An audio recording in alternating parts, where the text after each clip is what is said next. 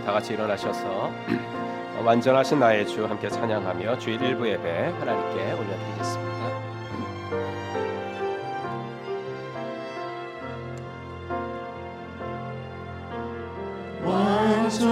완전하신 나의 주 그의 길로 날 인도하소서.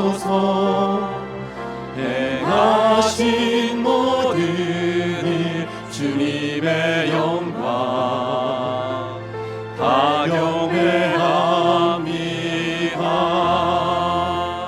예배합니다. 찬양합니다. 주님만 날 다스리소서. 예배합니다. 찬양합니다. 주님 홀로 높이 받으소서. 사도신경으로 우리의 신앙 고백합니다. 전능하사 천지를 만드신 하나님 아버지를 내가 믿사오며 그 외아들 우리 주 예수 그리스도를 믿사오니 이는 성령으로 잉태하사 동정녀 마리아에게 나시고 본디오 빌라도에게 고난을 받으사 십자가에 못 박혀 죽으시고 장사한 지 사흘 만에 죽은 자 가운데서 다시 살아나시며 하늘에 오르사 전능하신 하나님 우편에 앉아 계시다가 저리로서 산자와 죽은 자를 심판하러 오시리라. 성령을 믿사오며 거룩한 공회와 성도가 서로 교통하는 것과 죄를 사하여 주시는 것과 몸이 다시 사는 것과 영원히 사는 것을 믿사옵나이다. 아멘. 64장 1절과 3절 드리겠습니다. 기뻐하며 경배하세 영광의 주 하나님. 주 앞에서 우리 마음 피어나는 꽃 같아 죄와 슬픔 사라지고 의심 구름 거치니 변함없는 기쁨의 주 밝은 빛을 주시네. 우리 주는 사랑이요 복의 근원이시니 삶이 기쁜 샘이 되어 바다처럼 넘치네. 아버지의 사랑 안에 우리 모두 형제니 서로 사랑하게 도와주시옵소서. 아멘. 우리는 세상으로부터 부름받은 하나님의 백성입니다. 또한 세상으로 보냄받은 그리스도의 제자입니다. 하나님을 기쁘게 찬양하는 예배자가 됩시다. 이웃을 열심히 구원하는 복음의 증인이 됩시다. 배움을 통해 그리스도를 본받는 성숙한 성도가 됩시다. 한몸된 교제를 나누는 건강한 지체가 됩시다. 아낌없이 사랑을 실천하는 봉사자가 됩시다. 그리하여 우리 모두 하나님을 영화롭게 하는 성령 충만한 공동체가 됩시다. 아멘. 자리에 앉으시고 꿈꾸는 목장 목녀로 계신 김성희 목녀님 기도 인도해 주시겠습니다.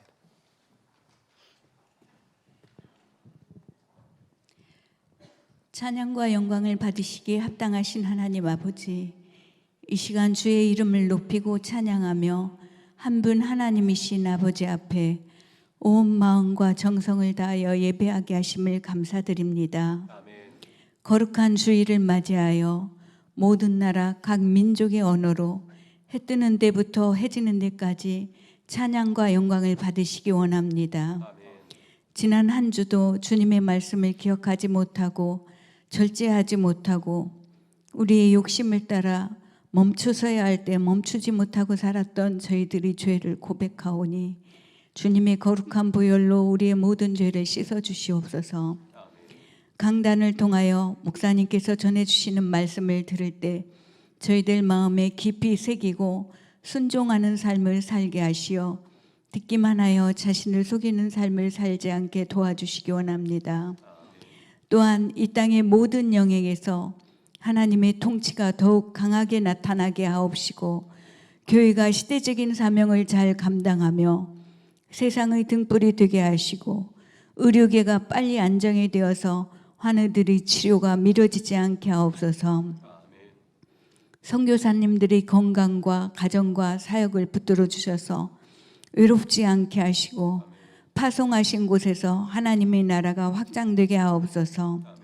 18일에 예정된 포에버 가을 소풍과 11월 2일 싱글 작년 연합 1일 여행을 안전하게 다녀오게 하시고 VIP가 초대되어 교회와 예수님에 대한 그들의 생각이 바뀌는 계기가 되게 하시며 하나님 지으신 아름다움을 보며 마음이 열리게 하여 주옵소서. 수능과 임용고시 그 밖에 진로를 준비하는 자녀들을 주님 앞에 올려드립니다. 저들에게 지혜와 건강을 허락하시고 무엇보다 하나님을 경외하는 지혜를 주셔서 하나님 나라 위에서도 귀하게 쓰임받는 일꾼들이 되게 하옵소서.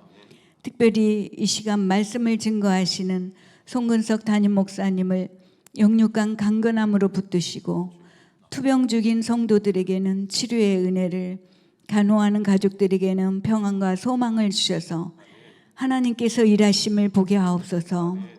오늘 예배를 위해 주의 몸된 교회 곳곳에서 수고하는 이들의 귀한 섬김을 기쁘게 받으시고 넘치는 사랑과 은혜로 채워주시옵소서.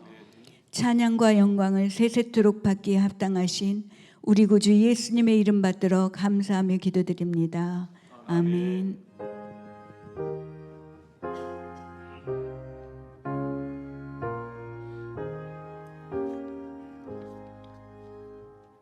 찬송가 369장입니다.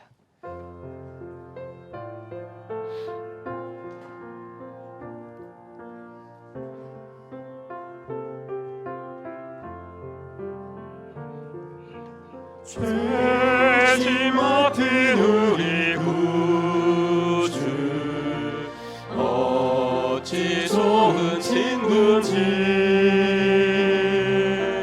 걱정 의심 무거운 짐 우리 주께 맡기세. 주께 고함 없는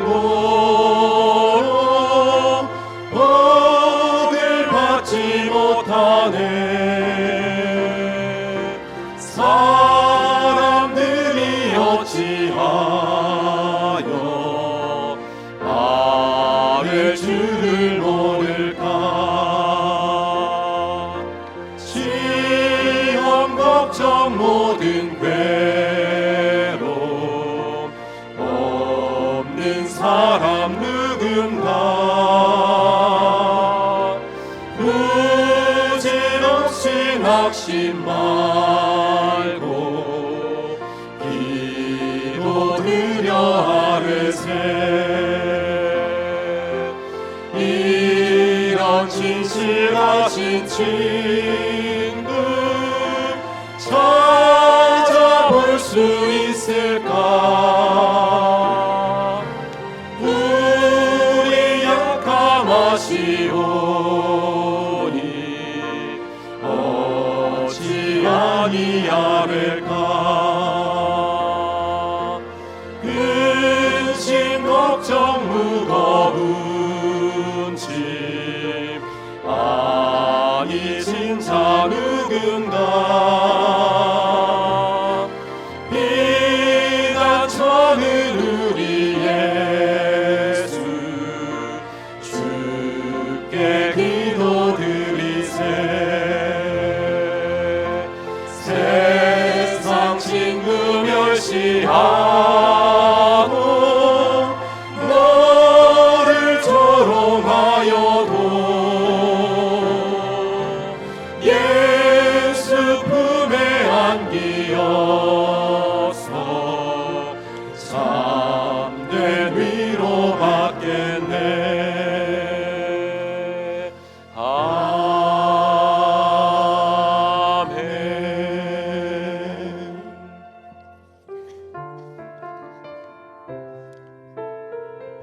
다시 한번 우리의 마음을 주님 앞에 내가 기도하는 사람 되겠습니다 라는 마음으로 이렇게 찬양합시다.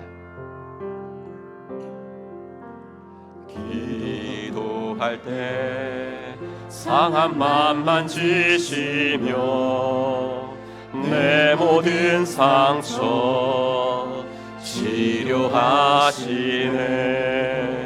기도할 때 삶의 짐 벗어지며 하늘에 위로 주시네. 기도할 때 내게 지혜를 주사 주의 뜻대로 살게 하시네.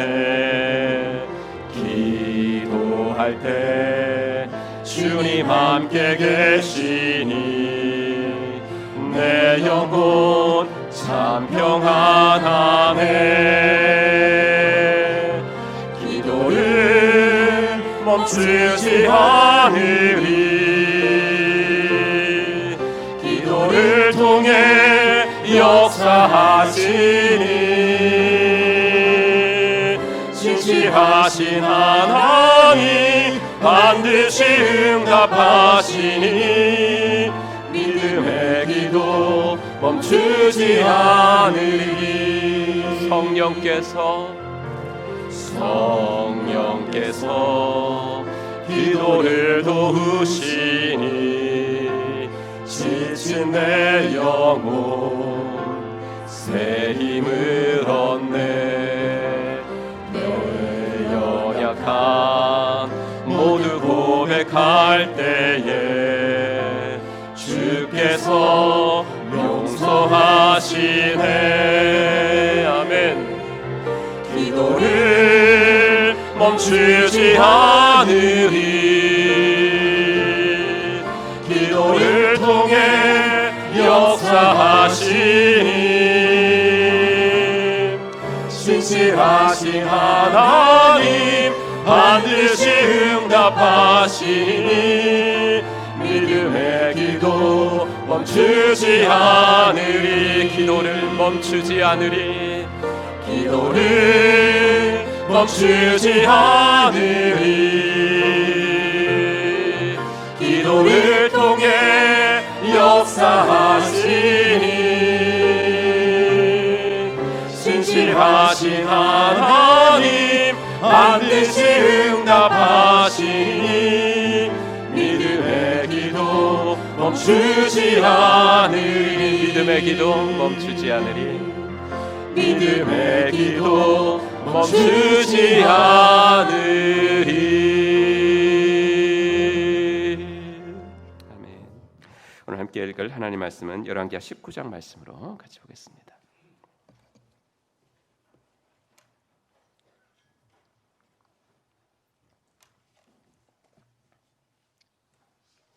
열왕기하서 19장 1절부터 4절입니다. 한 목소리로 같이 읽겠습니다. 히스기야 왕이 듣고 그 옷을 찢고 굵은 배를 두르고 여호와의 전에 들어가서 왕궁의 책임자인 엘리야김과 서기관 셈나와 제사장 중 장로들에게 굵은 배를 둘려서 아모스의 아들 선지자 이사야에게로 보내매 그들이 이사야에게 이르되 히스기야의 말씀이 오늘은 환난과 징벌과 무욕의 날이라. 아이를 낳을 때가 되었으나 해산할 힘이 없도다. 랍사게가 그의 주 아수르 왕의 보냄을 받고 와서 살아계신 하나님을 비방하였으니 당신의 하나님 여호와께서 혹시 그의 말을 들으셨을지라. 당신의 하나님 여호와께서 그 들으신 말 때문에 꾸짖으실 듯하니 당신은 이 남아있는 자들을 위하여 기도하소서 하더이다 하니라. 아멘. 우리 함께 찬양하시면서 헌금 봉헌하는 시간 갖겠습니다. 두 손 들고 찬양합니다. 두 손 들고 찬양합니다. 다시 오실 왕 여호와께 오직 주만이 나를 다스리네.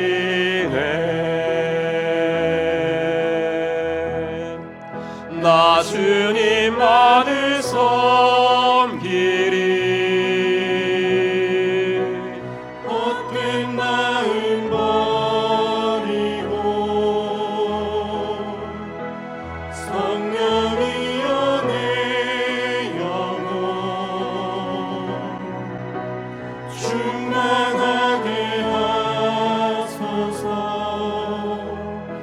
주님 앞에 내 생명 드리리라.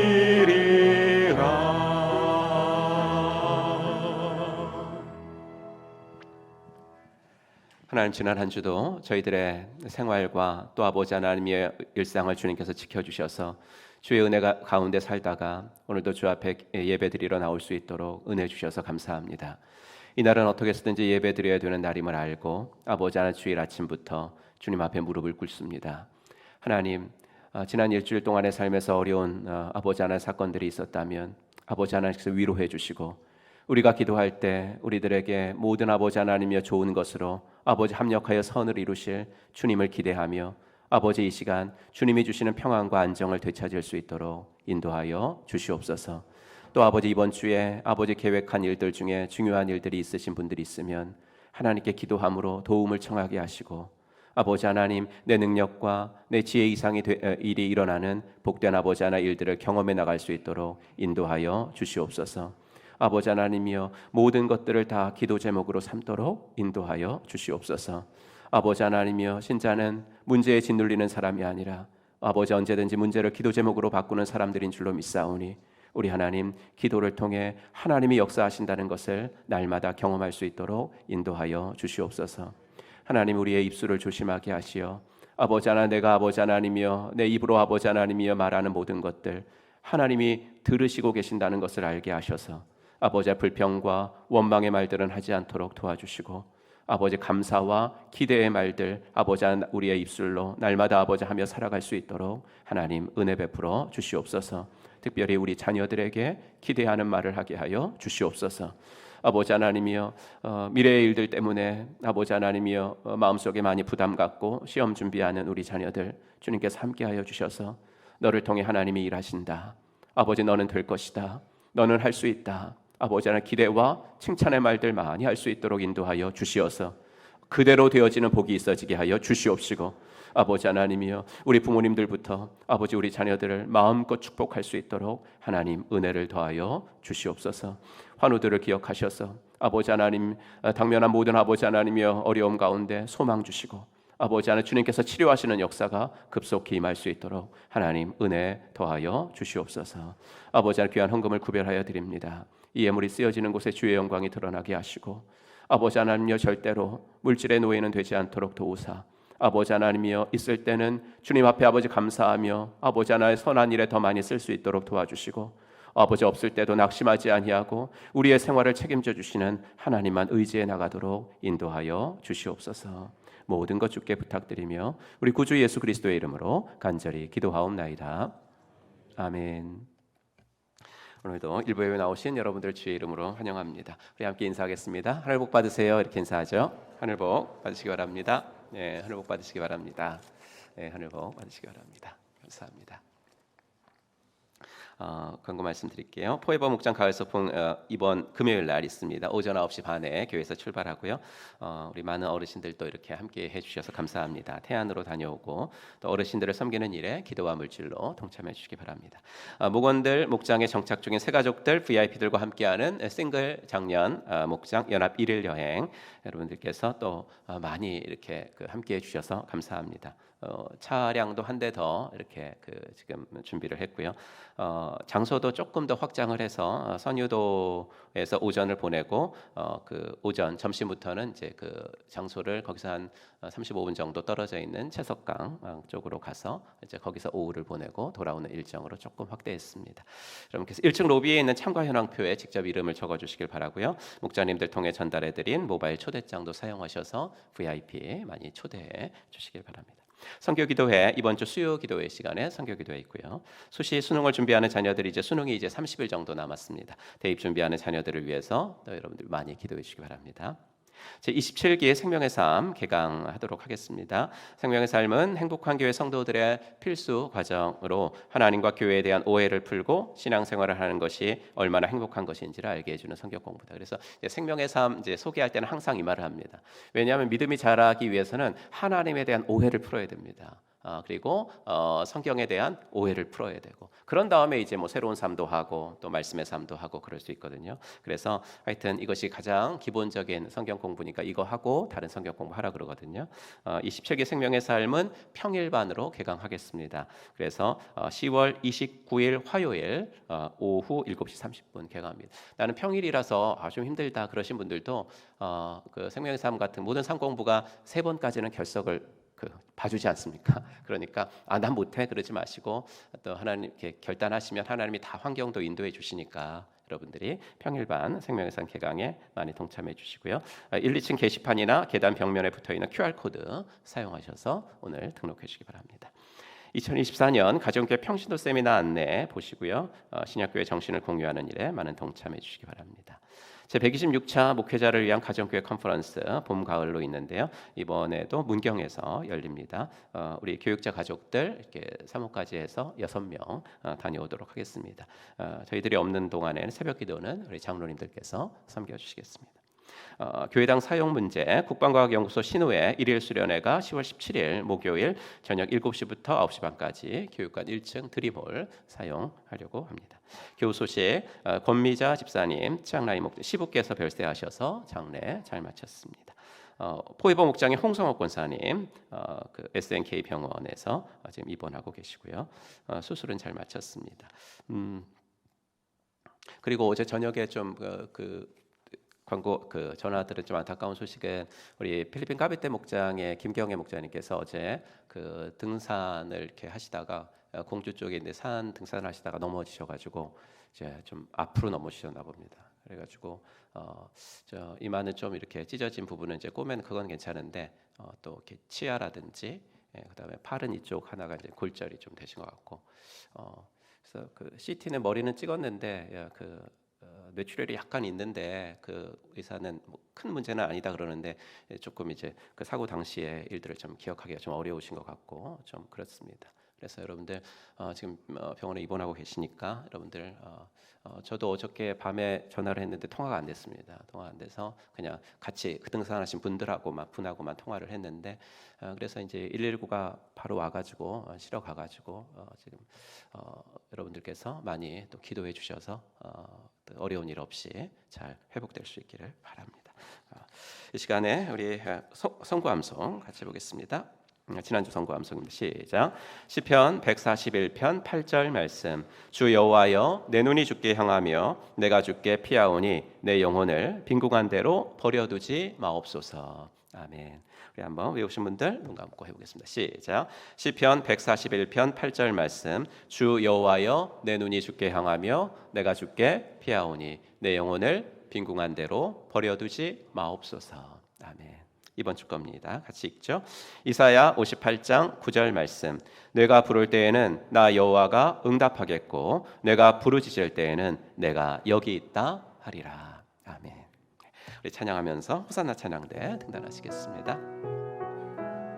우리 함께 옆 사람 축복하며 찬양하죠. 하나님의 사랑이 당신의 삶 가운데. 하나님의 사랑이 당신의 삶 가운데 가득하기를 축복합니다. 하나님의 은혜가 우리 가운데 가득하길 기도합니다.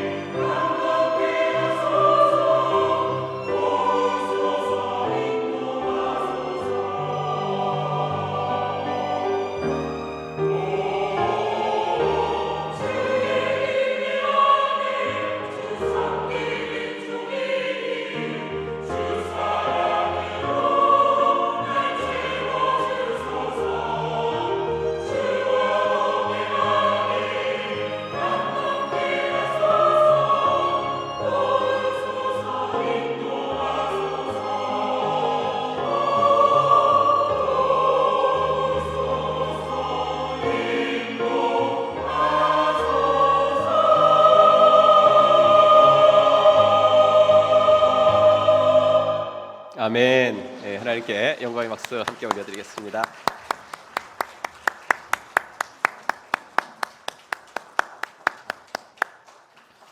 감사합니다. 처음 겪은 사건이지만 왠지 경험한 듯한 느낌을 받는 것을 데자뷰라고 합니다. 프랑스어죠. 그러니까 이미 본 이런 뜻입니다. 역사에는 비슷한 사건들이 반복이 됩니다. 우리가 열왕기하를 주일마다 살펴보고 있는데 이스라엘에 대한 아수르의 공격이 그와 같습니다. 아수르는 고대 근동의 초강대국이었기 때문에 북왕국의 왕들을 말하건 남왕국의 그 왕들을 말하건 언제나 등장을 합니다. 그래서 아수르가 공격했다라고 하면 늘 비슷한 느낌을 받는 겁니다. 하지만 결과는 늘 같지 않습니다. 늘 공격했지만 늘 결과는 같은 상황이지만 다른 결과를 가져왔죠. 오늘은 남유다의 12대 왕인 히스기야와 아수르와의 얽힌 이야기를 해드림으로써 이 고대 세계의 일이 오늘을 살아가는 우리들에게 어떤 도움이 되는지 좀 말씀드리고, 특별히 이 사건을 통해서 우리가 신앙인들로서 어떤 신앙의 스타일을 좀 가져야 되는가, 여기에 대해서 좀 말씀을 드려보겠습니다. 그럼 다윗하면 닉네임처럼 그의 앞에 붙는 수식어가 있죠. 뭘까요? 하나님 마음에 합한 자. 그렇죠? 여러분은 하나님 앞에서 여러분들의 이름 앞에 어떤 수식어가 붙었으면 좋겠나요? 히스기야는 그 앞에 어떤 수식어가 붙는 사람이었냐면 여호와를 의지하는, 이런 수식어가 붙는 사람이에요. 히스기야가 이스라엘 하나님 여호와를 의지하였는데 그의 전후 유다 여러 왕 중에 그러한 자가 없었다, 이렇게 나오죠. 이제 의지하다, 이 단어는 열왕기에 나오는 그 수많은 왕들 중에 오직 히스기야에게만 쓰인 단어입니다. 히스기야에게만, 그것도 히스기야에게만 10번 정도 쓰인 단어입니다. 이 단어, 이 바타흐라는 이 단어는 어떤 대상에게 자기를 내어 맡길 만큼 그 대상을 신뢰하여서 그럼으로써 안정과 확신을 얻는 것, 이걸 말하는 단어거든요. 그러니까 히스기야가 하나님을 바타흐했다라는 말은 그가 자신의 인생, 더 나아가 나라를 다스리는 것, 모든 일을 하나님께 온전히 내어 맡김으로써 불안과 두려움을 벗어나서 확신과 안정감 가운데 그의 사역을 했다라는 이야기가 되겠죠. 이런 그의 태도와 자세, 이것이 히스기야의 트레이드마크가 된 것입니다. 히스기야의 이름 뜻은 여호와는 나의 힘이란 뜻이거든요.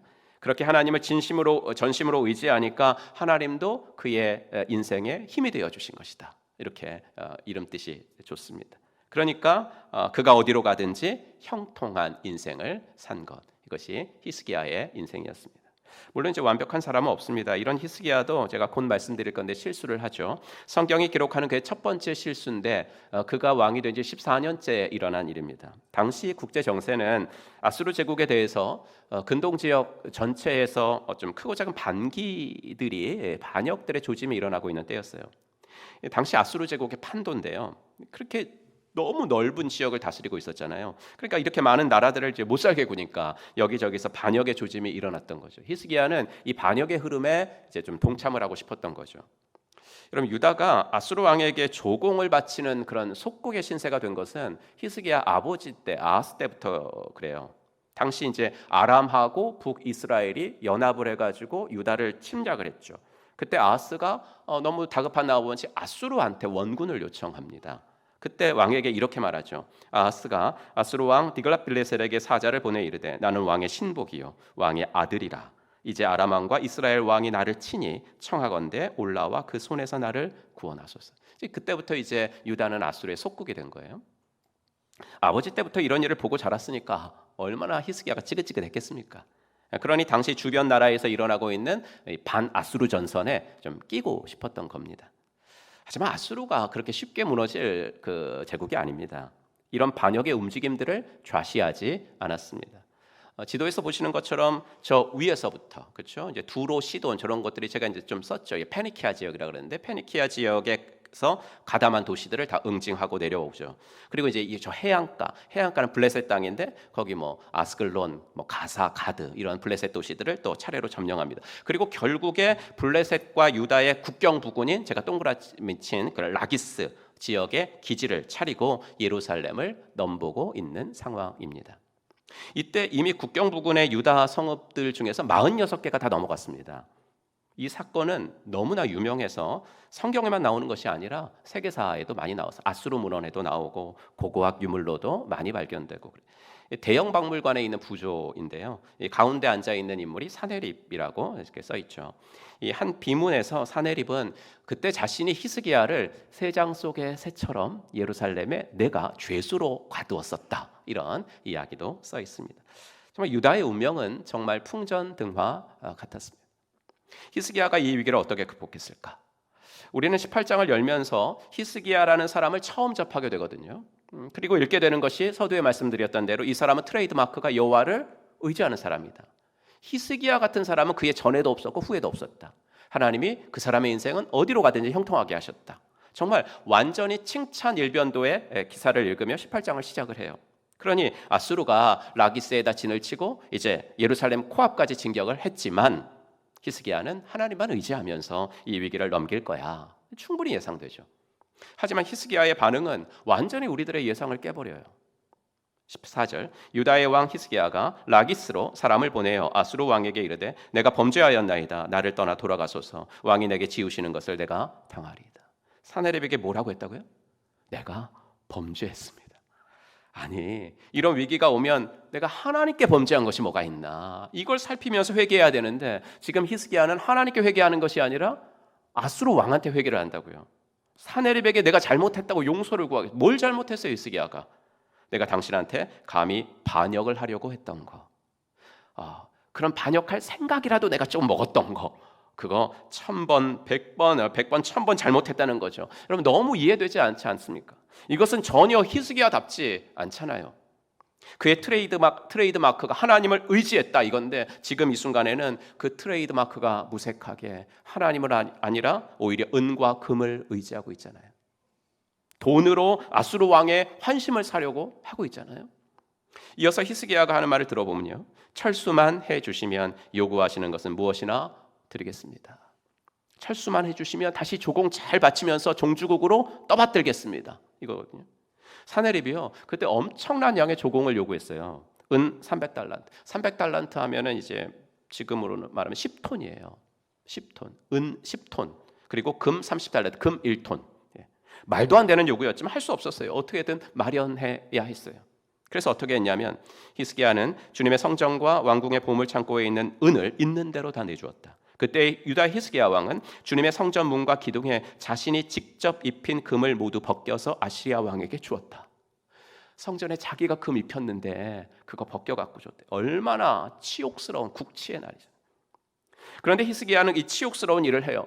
여러분 다시 한번 이것이 얼마나 이해가 안 되는 일인지를 말씀드리기 위해서 히스기야 이분이 정말 어떤 사람인지를 제가 말씀드릴게요. 히스기야가 왕이 되자 처음으로 한 일이 뭐냐면 우상들 다 타파하고 전국 곳곳에 있는 산당들 완전히 다 제거했습니다. 그것만이 아니고 이스라엘 백성들 마음에서, 여러분 이스라엘 백성들 마음에서 하나님 다음인 사람은 누굴까요? 모세예요. 모세.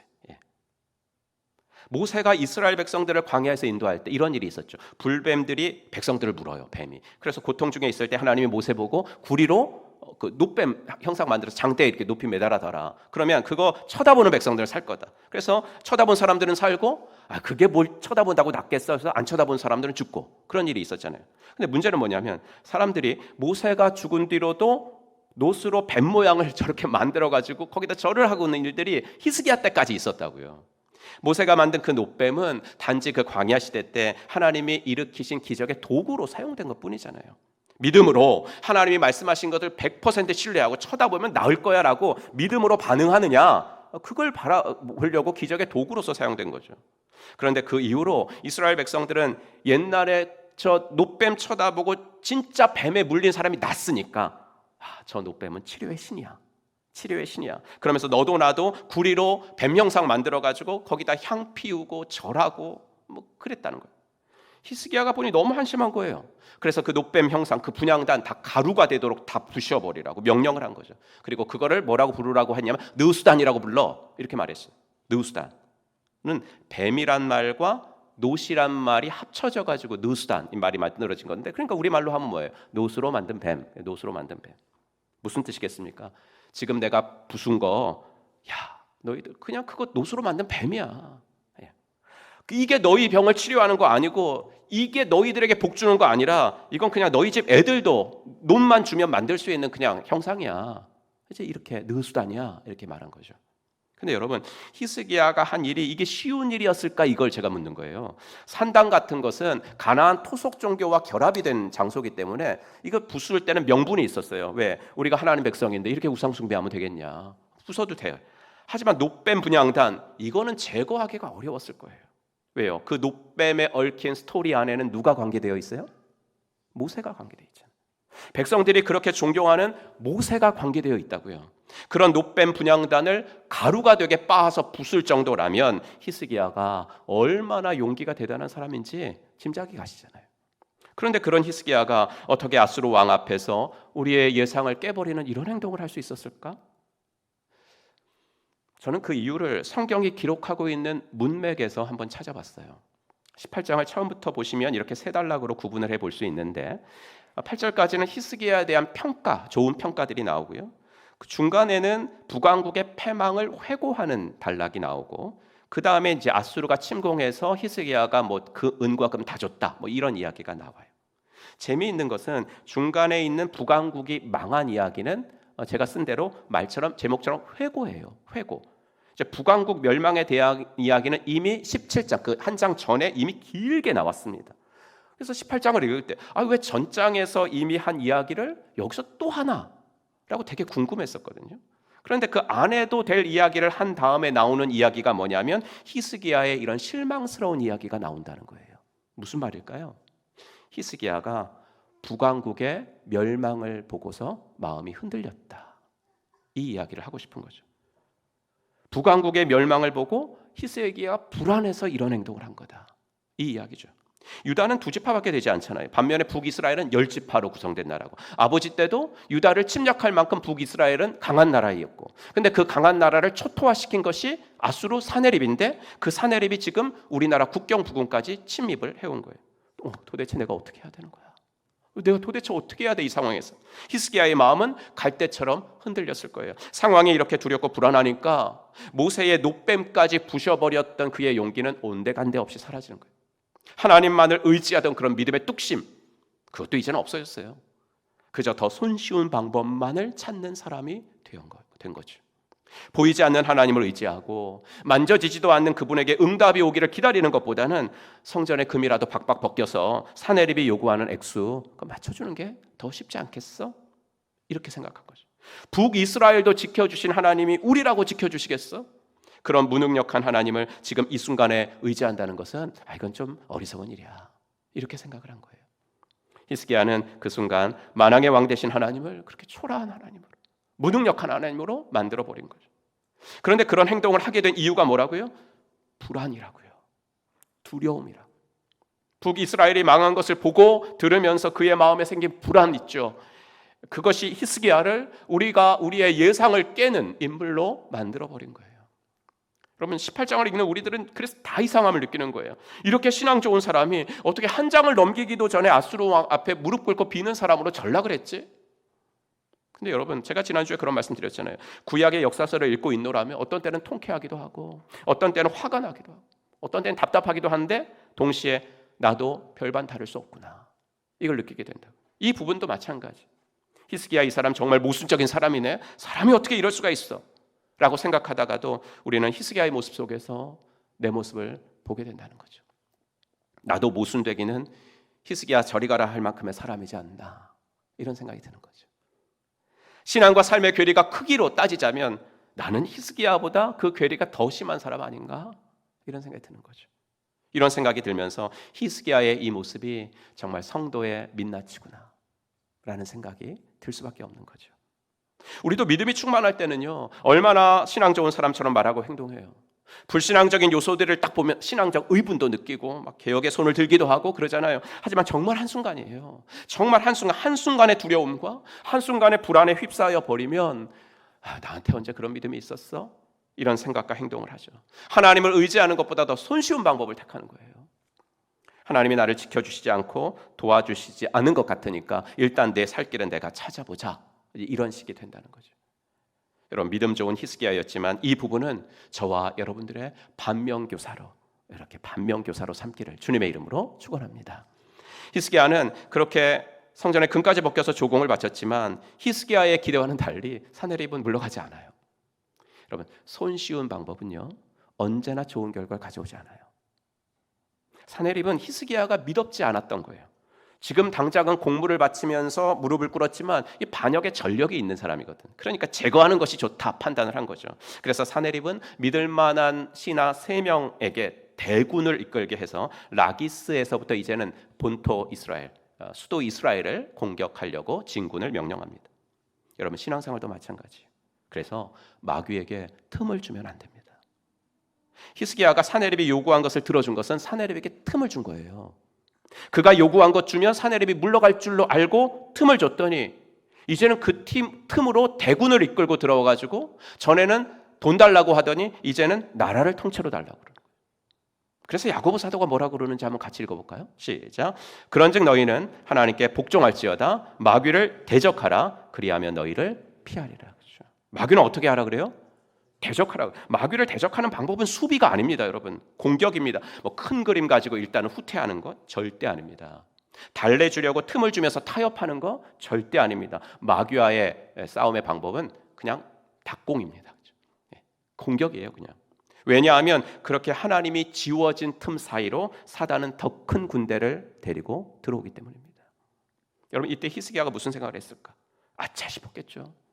그렇게 무리한 요구를 들어줬으면 물러가야 되는데 물러가기는커녕 대군을 이끌고 우리나라를 치려하다니 이거 완전 낭패네, 이런 생각했겠죠. 하지만 이 사건을 계기로 히스기야는 또 한 번 배웠을 것 같아요. 하나님만을 의지하는 것이 정말 중요하다라는 것을 뼈저리게 느꼈겠죠. 여러분, 그래서 정말 뼈저린 교훈은 책상 앞에서 얻어지지 않아요. 정말 뼈저린 교훈은 언제나 강한 믿음은 언제나 아픈 역경을 통해서 배워지는 줄로 믿습니다. 이게 로마서 5장의 말씀이에요. 우리가 환난 중에도 즐거워하나니 이는 환난은 인내를, 인내는 연단을, 연단은 소망을 이루는 줄 알미로다. 사내립이 보낸 3명 중 이제 랍사게라는 인물이 제일 유명하죠. 이 인물이 히스기야가 보낸 3명의 신하들 앞에서 1장 연설을 합니다. 되게 길어요. 그래서 그 연설 내용이. 근데 그가 말한 거 크게 3가지로 제가 요약해 보니까, 첫째, 너희들 상황 판단 똑바로 해라, 이거예요. 지금 이런 상황에서 너희들이 애굽한테 뭐 도움을 요청한다 그러는데 그럼 너희들이 더 망하는 지름길이다, 이거 하나 얘기했고, 둘째, 너희들 지금 이 상황에서 여호와를 의지한다고 해도 소용없을 거야. 왜냐하면 너희들 왕이 종교개혁한답시고 산당, 주상, 목상 다 깨부셔가지고 여호와의 진노를 샀으므로 여호와가 너희를 도울 리가 없어. 좀 말은 좀 이상하죠, 이거는. 설명해 드릴게요. 세 번째는 너희들 이미 46개 성읍이 다 우리한테 넘어왔어. 너희들 군사력 완전히 바닥이야. 이제 너희들 중에 말을 탈 만한 군인 1명이라도 너희가 이렇게 낼 수 있다면 우리가 말 2000필 기증할게. 이 3가지 이야기를 합니다. 여러분, 어떻습니까? 랍사게의 말이 맞습니까? 틀립니까? 하나만 틀리고 2개 다 맞아요. 첫 번째, 당시 애굽은 종이 호랑이였습니다. 그러니까 말 맞아요. 애굽 의지한다고 소용없어요. 그리고 유다의 군사력이 바닥을 보이는 거 맞아요. 하지만 2번째 말한 것은 완전히 랍사게가 오판을 한 거죠. 그는 가장 중요한 사실을 오판하고 있습니다. 히스기야의 종교개혁은 하나님이 너무나 기뻐하신 거였습니다. 산당, 주상 다 깨부신 거. 근데 랍사게는 이 이스라엘의 여호와 신앙을 그저 자기들이 숭배하는 우상신들하고 똑같이 생각해가지고 히스기야가 주상들, 목상들 다 파괴했으니까 여호와가 진노하셔가지고 너희를 안 도울 거야 라고 말한 거예요. 그러니까 하나님을 그 우상들 중에서 제일 큰 신 정도로 생각해서 다 자기들 이렇게 그 부하들 다 이렇게 히스기야가 망가뜨렸으니까 이제 큰 신이 화를 내 가지고 너희들을 안 도와주실 거야라고 완전 오판을 한 거예요. 하나님은 이 랍사게의 망언을 들으신 거예요. 그래서 오늘 본문에도 히스기야가 이사야한테 보내면서 저 사람의 망언을 여호와께서 들으셨을 겁니다, 이렇게 이야기하잖아요. 그래서 랍사게의 망언은 한마디로 자살골이었어요. 그 말만 안 했더라도 어떻게 될지 모르겠는데 그 말 때문에 여호와의 진노를 샀죠. 랍사게가 이런 망언을 떠들고 있을 때 유다 백성들이 한 행동을 한번 같이 읽어볼게요. 시작. 백성은 한마디도 대답하지 않고 조용히 있었다. 그에게 아무런 대답도 하지 말라는 왕의 명령이 있었기 때문이다. 여러분, 어때요? 좋은 시그널이죠. 백성들이 이 위기 상황에서 지도자의 명령에 따르고 있었기 때문에 여러분, 이 절체절명의 순간에 백성들이 서로 자기 소리를 냈다면 유다가 어떻게 됐겠어요? 그런데 유다 백성들은 이때 히스기야를 중심으로 한 마음이 되었어요. 왕이 아무 말도 하지 말라 그랬어. 침묵 명령을 지킵니다. 여러분, 가정과 교회가 받아야 될 교훈이에요. 가정과 교회의 위기가 왔을 때 사단은 그 위기를 더 키워요. 더 혼란에 빠뜨리려고 서로 거짓말하게 하고, 서로 낙담시키는 말하게 하고, 서로 이간질시키고, 서로 자기 주장하게 하고, 그래서 가정과 교회를 분열시킵니다. 여러분, 기억해 주세요. 사단은 분열의 영이고 성령은 일치의 영인 줄로 믿습니다. 사단은 분열의 영이고 성령은 화합의 영이라는 거 잊지 마십시오. 그러니 가정에서 교회에서 위기가 닥치면 침묵하는 것이 좋습니다. 침묵한다는 것은 무엇일까? 부부싸움 했다고 한 일주일 동안은 말 안 하는 거, 그게 침묵을 지키는 건가? 그건 아니에요. 침묵을 지킨다는 건 뭐냐면요, 위기의 순간에 침묵을 지킨다는 것은 하나님의 음성을 듣겠다라는 거예요. 하나님의 대답을 구하겠다라는 거예요. 이 문제에 대한 하나님의 뜻을 구하겠다라는 표현이에요. 즉 하나님의 뜻은 하나님만이 말씀하실 수 있으니까 그러므로 그분에게서 들어야 된다는 거예요. 여러분, 그때 랍사게가 하는 그 망언을 듣고서 유다 백성들은 얼마나 자기 나름대로 하고 싶은 말이 많았겠어요. 이런 위기가 우리에게 닥친 걸 보니까 하나님의 뜻은 이거야, 하나님의 뜻은 아니야 이거야, 얼마나 말할 게 많았겠어요. 여러분, 교회도 보면요, 평안할 때는 말이 없어요. 그런데 교회가 위기가 닥치면 얼마나 말이 많은지 몰라요. 왜요? 다 자기 생각이 있기 때문에. 근데 문제는 뭐냐면 자기 생각이 있는 게 문제가 아니죠. 어떻게 사람이 자기 생각이 없어요? 근데 문제가 뭐냐면 그 자기 생각을 자기 생각이라고 하지 않고 하나님의 뜻이라고 하면서 말하는 게 문제예요. 물론 실제로 이게 하나님의 뜻이야 이렇게 말하지는 않지만 속으로는 그렇게 다 생각하거든요. 그래서 교회에서의 싸움은 잘 해결이 안 돼요. 이 자리에 VIP들이 있다면 좀 죄송하고 부끄러운 말이긴 한데 사실이 그래요. 세상 사람들은 술 한잔 먹고 야 어떤 일로 하자 이렇게 화해가 될 일도 예수 믿는 사람들은 술을 안 먹어서 그런지 잘 화해를 안 해요. 그렇다고 목사가 술 좀 드세요 라고 말할 수도 또 없잖아요. 왜 그런지 아세요? 내 생각을 하나님의 뜻이라고 하면서 논쟁을 하기 때문에 그런다니까요. 내 생각이면 틀릴 수 있는 거 아니에요? 그죠? 우리가 하나님 아니니까. 논쟁을 좋아하는 사람은 없겠지만 저는 성격에 극도로 논쟁을 싫어하는 성격이에요. 그래서 이게 좋은 건 아닌데 저도 이제 반성해야 되는 거예요. 반성해야 되는 건데 그래서 제가 회의를 잘 안 해요. 회의를 안 하면 발전이 없는데 근데 회의를 하면 어떻게 쓰든지 논쟁을 해야 되잖아요. 의견이 다 다르니까. 그래서 정말 신학적으로 이단 문제 그런 심각한 것이 아니라면 저는 이제 논쟁을 되게 싫어하기 때문에 다 내 생각이 저 사람 생각보다는 못해. 저 사람 생각이 나보다 나는 항상 그렇게 생각을 해요. 그래서 이게 이제 콤플렉스로 다가오는 건데 이 콤플렉스가 뭐냐면 내가 리더의 자질이 좀 없다라는 이제 콤플렉스예요. 여러분, 최근에 넷플릭스에서 제일 핫한 그 프로가 이제 흑백 요리사였다고 그래요. 많이들 보셨겠지만 저는 이제 뒷북 치면서 몇 개 봤습니다. 제가 정말 인상 깊게 봤던 것은 팀 대항전이었습니다. 4팀 중에 2팀만 올라갔는데 올라간 2팀과 떨어진 2팀에서 극명하게 차이가 나는 것을 저는 봤습니다. 곧 리더의 역할입니다. 한 가지 기억에 남는 장면이 있는데 정말 실력 있는 셰프가 이제 그 팀 원이 된 거예요. 근데 자기 생각 다 내려놓고 리더의 말을 듣고서 뭐 얇게 쓸으라 그러면 얇게 쓸 거 되게 잘하더라고. 근데 이건 아니다 싶었나 봐요. 이건 아니다 싶었는지 내가 제안 하나 하겠다. 조심스럽게 내가 제안을 하나 할게요. 팀장한테. 그때 리더가 이런 말을 해요. 좋은 의견이십니다. 하지만 지금은 저를 믿으세요. 지금은 저를 믿으세요. 그러면서 단칼에 그의 제안을 이렇게 묵살해버립니다. 이런 태도가 옳다 그르다를 말하는 것이 아니라 리더에게는 그런 모습이 있어야 공동체가 과업을 달성할 수 있는 것이 아닌가. 나는 이제 그 프로를 보면서 그 생각을 했습니다. 그래서 그 프로를 보면서 나는 아닌가 보다. 이런 생각을 계속 그 짧은 30-40분을 보면서 내가 리더가 맞나? 이런 생각을 계속 이제 한 거예요. 하지만 리더의 역할을 논할 때는 그런 생각이 맞지만 더 근본적인 말을 하자면 인간은 완전하지 않거든요. 그러니 리더라고 해도 내 생각이 틀릴 수 있음을 인정해야 되는 거예요.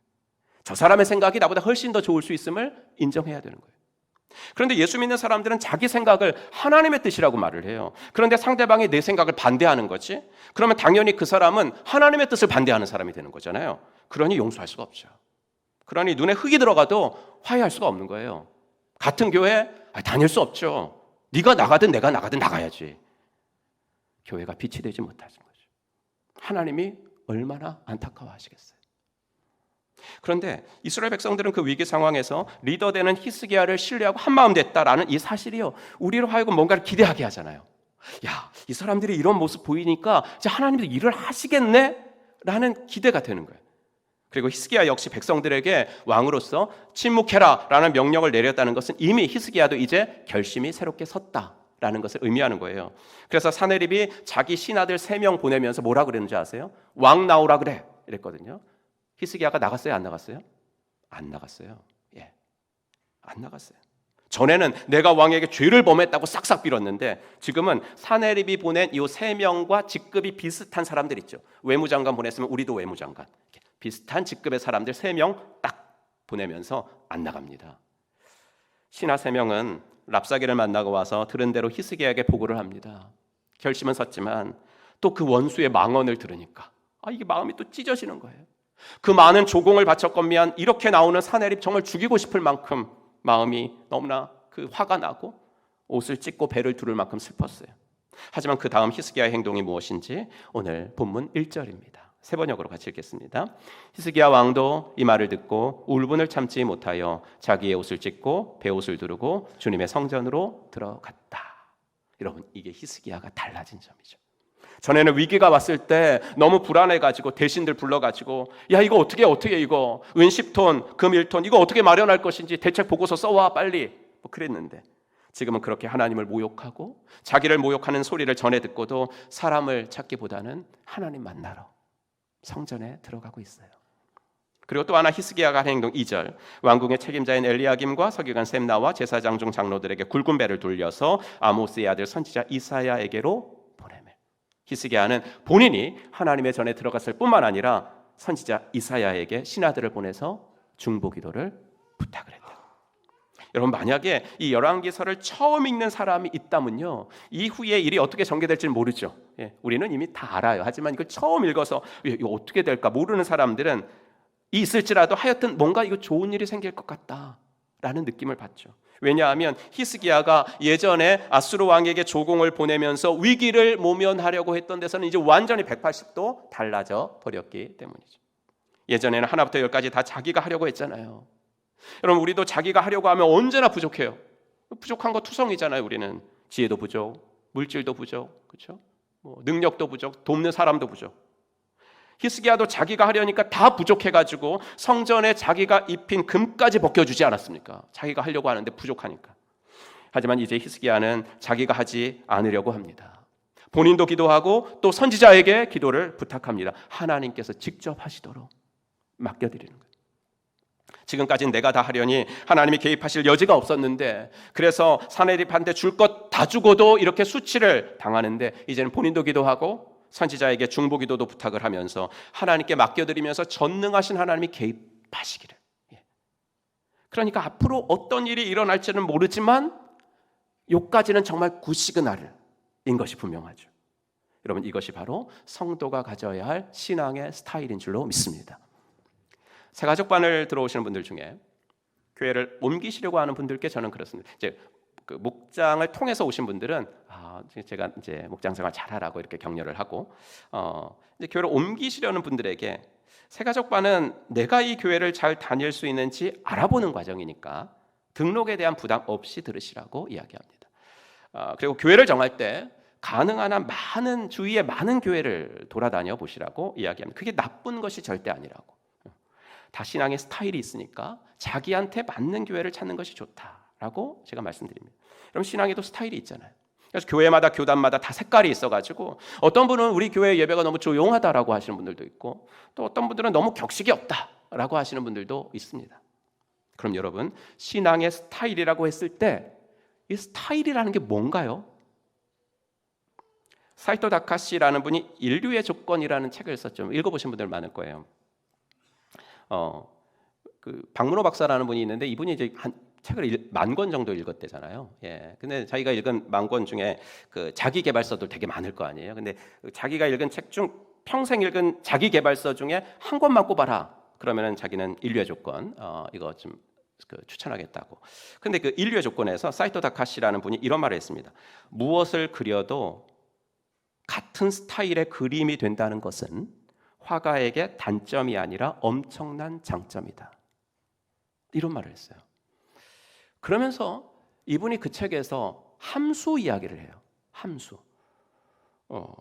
이 x에 여러 수를 대입하면 f라는 일정한 변형 작용에 의해서 y가 구해진다.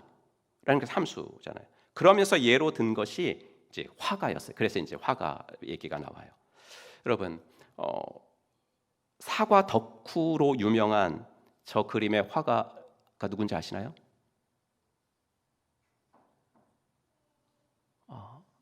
연구원들만 많으셨고 잘 이렇게 그림 쪽은 잘 모르겠어요. 예. 이분 세잔입니다. 세잔. 세잔이 한 말도 유명해요. 나는 사과 하나로 파리를 놀라게 하겠다. 난 사과 하나로 파리를 놀라게 하겠다. 그러니까 아까 그 함수를 예로 든다면 x에다가 사과뿐만 아니라 다른 어떤 것을 넣어도 세잔이 그리면 세잔만의 스타일이 된다는 거예요. 그러니까 이거는 화가한테 엄청난 장점이다라고 이야기를 한 거죠. 여러분, 성도의 신앙의 스타일이 뭐가 되어야 한다고 생각을 하시나요? 난 이런 스타일의 예배를 좋아해. 난 이런 스타일의 성경 공부를 좋아해. 난 이런 스타일의 교회가 좋아. 그게 성도의 신앙의 스타일인가요? 여러분, 그게 신앙의 스타일이에요. 이런 것 가지고 내 스타일을 운운한다면 그런 믿음은 절대 잘하지 못해요. 다시 한번 그 함수를 보여드릴게요. 성도의 삶에 있어서 X는 뭘까요? 문제예요. 문제. 내 앞에 닥친 정말 다양한 문제들 있죠. 어떤 때는 건강, 어떤 때는 직장과 사업, 어떤 때는 자녀, 어떤 때는 목장 식구들과의 갈등, 정말 다양하죠. 하지만 문제는 다양해도 화가가 뭘 그려도 자기만의 스타일이 나오는 것처럼 아무리 다양한 문제를 만나도 그 결과값 X는, Y는 언제나 같은 스타일로, 성도만이 세상에 보일 수 있는 일정한 스타일로 나와야 된다고요. 그럼 그것을 가능하게 하는 F는 뭘까? 그게 바로 기도인 줄로 믿습니다. 이게 성도의 신앙의 스타일인 거예요. 이게 바로 히스기야 스타일이었던 거예요. 한 번의 시행착오를 거치면서 히스기야는 18만 5천이라는 아수르 대군 앞에서 또 두려워하지 않는 사람이 됐습니다. 이런 두려움과 불안의 문제도 이제는 기도라는 함수에 딱 집어넣은 거예요. 그렇게 하니까 하나님이 어떤 결과 주셨는지 이제 결론을 말씀드릴게요. 밤에 여호와의 사자가 나와서 아수르 진영에서 군사 18만 5천 명을 친지라 아침에 일찍이 일어나 보니 다 성장이 되었더라. 그 후에는 무슨 문제가 있었어요? 히스기야 본인이 병이 들어 죽게 됐잖아요. 그 문제도 기도라는 함수에 넣으면 되겠네. 또 넣은 거예요. 히스기야가 낯을 벽으로 향하고 여호와께 기도하여 이르되, 기도라는 함수에 집어넣으면 되잖아. 경험이 있으니까. 그래서 하나님 어떤 결과 주셨습니까? 같이 읽겠습니다. 내가 기도하는 소리를 내가 들었고 내가 흘리는 눈물도 내가 보았다. 내가 너를 고쳐주겠다. 내가 너의 목숨을 15해 더 연장시켜 주겠다. 아멘. 문제는 다양합니다. 하지만 기도라는 함수에 집어넣으니까 결과는 언제나 내 능력보다 내 지혜보다 더 뛰어난 결과물을 얻는 것. 여러분, 성도가 신앙의 스타일을 말하려고 한다면 다른 것이 아니라 이런 것이 되어야 할 줄로 믿습니다. 제 신앙의 스타일은요, 기도로 내 능력, 내 지혜 이상의 일을 경험하는 거, 그게 내 신앙의 스타일이에요. 이렇게요. 바라기는 우리 행복한 교회의 모든 믿음의 가족들도 이런 신앙의 스타일을 가져서 세자는 사과 하나로 파리를 놀라게 하겠다 이렇게 말했는데 우리는 기도 하나로 세상이 감당치 못하는 하나님의 사람들로 그렇게 살아내기를 주의 이름으로 축복합니다. 기도합시다. 오늘 주신 말씀 기억하시면서 한번 기도하겠습니다. 불안의 문제, 두려움의 문제를 가지고 이 자리에 나왔다면 하나님, 내가 이것도 주 앞에 온전히 맡겨서 이제 내 힘으로 하지 않고 하나님의 힘으로 해보겠습니다. 이렇게 한번 결단해 주시고 정말 언제나 기도라는 함수에 아버지 내 문제를 넣어서 아버지 하나님이 원하시는 신앙의 스타일의 사람이 되겠습니다. 이렇게 작은 것 하나라도 내가 결단해야 될 것들 있으면 여러분 결단하시는 복된 시간 되시기를 바랍니다. 하나님 아버지 주님 감사합니다.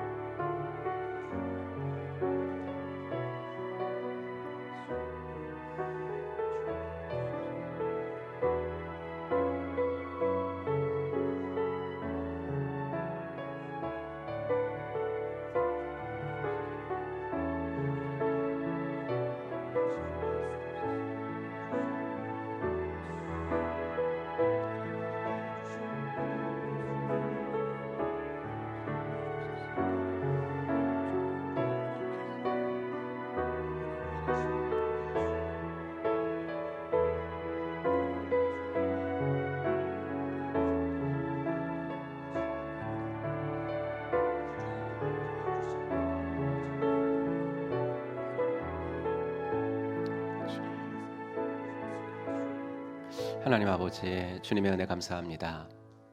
오늘도 주님의 은혜 가운데 예배하면서 기도와 찬양과 말씀 가운데 주님이 내 마음속에 두신 생각이 있으면 흘려보내지 않게 하시고, 예배 시간에 주신 생각들은 주님이 주신 생각들인 줄로 믿으니 아버지 하나 작은 것 하나라도 실천할 수 있도록 인도하여 주시옵소서.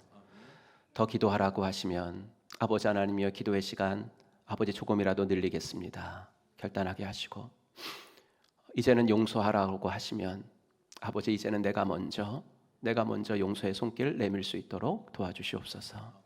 아버지 하나님, 두려워하지 말아라, 놀라지 말아라, 내가 너와 함께 함이니라, 내가 너를 도와주리라 하셨사오니 아버지 하나 그 말씀이 우리 마음에 오늘 임하면 하나님 내가 이제 걱정하지 않겠습니다. 주님 앞에 말씀드릴 수 있도록 도와주시옵소서. 아버지 하나 이번 한 주도 그렇게 살아가게 하실 우리 구주 예수 그리스도의 이름으로 간절히 기도하옵나이다. 아멘. 우리 다 같이 일어나셔서 결단 찬송 부르시면서 오늘 말씀 들으시고 또 헌신하실 분들 있으면 앞자리로 나오셔서 기도 받으시기 바랍니다.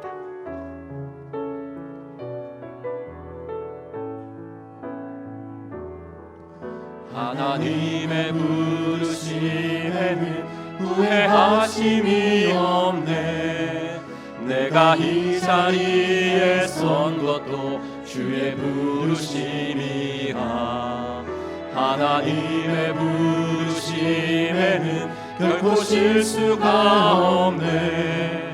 나를 부르신 하나님의 신실하심을 믿네. 작은 나를 부르신 뜻을 나는 알 수 없지만 오직 감사와 순종으로 주의 길을 가리라. 때로 내가 연약해져도 주님 날 도우시니 주의 놀라운 그 계획을 나는 믿으며 살리. 날 부르신 뜻 내 생각보다 크고 날 향한 계획 나의 지혜로 증명 못하나 가장 좋은 길로 가장 완전한 길로 오늘도 날 이끄실 믿네. 두 손 들고 찬양합니다.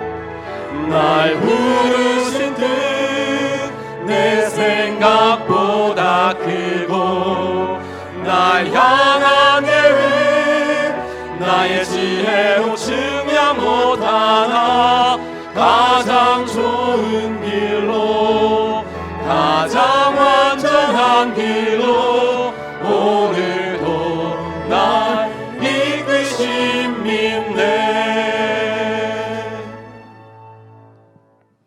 우리의 상황은 불안하고 두렵지만 우리가 기도할 때 언제나 가장 좋은 길로 가장 완전한 길로 우리를 이끌어 주시는 우리 구주 예수 그리스도의 은혜와 아들을 이 땅에 보내신 하나님의 사랑과 성령 하나님의 감화 감동 위로 충만하심이 하나님이 원하시는 아버지 하나님 아름답고 멋진 성도의 신앙 스타일 가지고 살아가기로 마음속에 다짐하고 돌아가는 사랑받는 당신의 자녀분들 머리 위에 이제로부터 영원토록 함께 있을지어다. 아멘.